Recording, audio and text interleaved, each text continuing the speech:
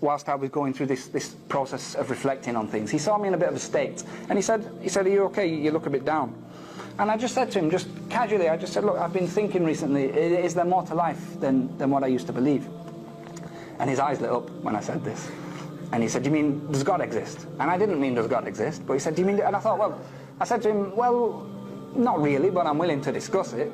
And we started chatting about basically, where did I come from? Why am I here? And he said, this was the question that was put to me, "Where do you think you came from?" I thought, easy, I came from my mum and my dad. He said, "Okay, where did they come from?" "My grandma, my granddad." "Where did they come from?" "Okay, we came from the monkeys." This is what I was thinking at the time. We came from monkeys, evolution, so on and so forth. Now I thought, okay, I'll just throw them with the evolution argument. They didn't even entertain the evolution discussion. They said, okay, let's assume, for argument's sake, that even if there was such a thing as evolution, what starts that? The Big Bang starts that. Okay, what starts that? Now, the subject of where everything came from, what started the universe and creation, they don't really have an answer for that. For years and years and years they said it was the Big Bang that started it. But even now, today, scientists are saying themselves, admitting that, look, an explosion, a bang, is a reaction to something else. It's a reaction. So something has to have come before. Therefore, that wasn't the start. There was something prior to that. So I went away and I started looking into this.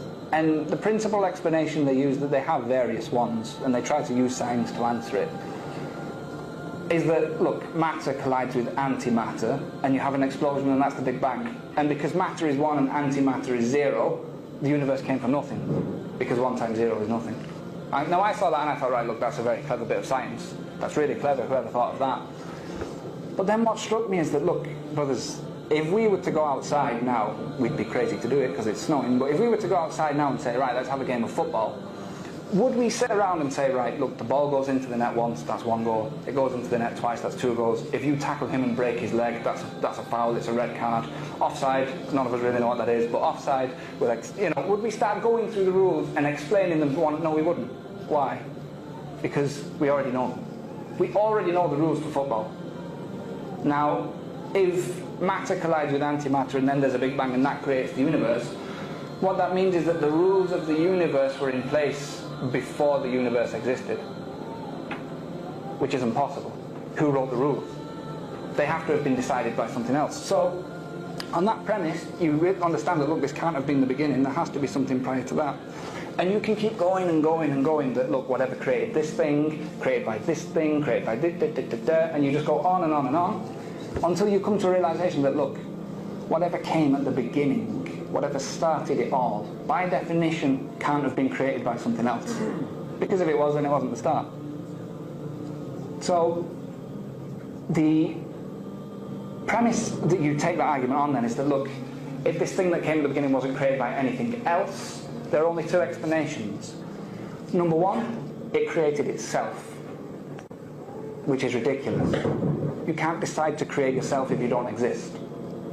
And just like if you're asleep, you can't decide, right, I'm going to wake up now. It's not possible. You're not in control. So you can't create yourself, which means there's only one possible explanation. This thing was there all along. It didn't have another creator. It didn't create itself. The only explanation is that it was always there.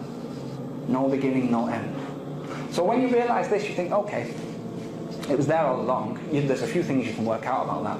If it's there all along, that means it never got old. It doesn't get hungry. It has no weakness or flaw. Remember, I'm not calling it God at this point. I'm just saying there's something out there. It doesn't have any weaknesses. It doesn't get old. If the universe is based on rules, this thing came first, which means it obeyed no other rule. It decided to create everything else. It has a will of its own. Intelligence. Not only that, but if it's there all along, then it's infinite. It has no bounds. There can't be more than one of it. Because if you say that there's 2 infinite things, then they can only be as big as each other. There's a limit on that. So there can only possibly be 1. So now, okay, 1, it's flawless, it's infinite, it's got a will of its own, it created everything. Kind of sounds like God now.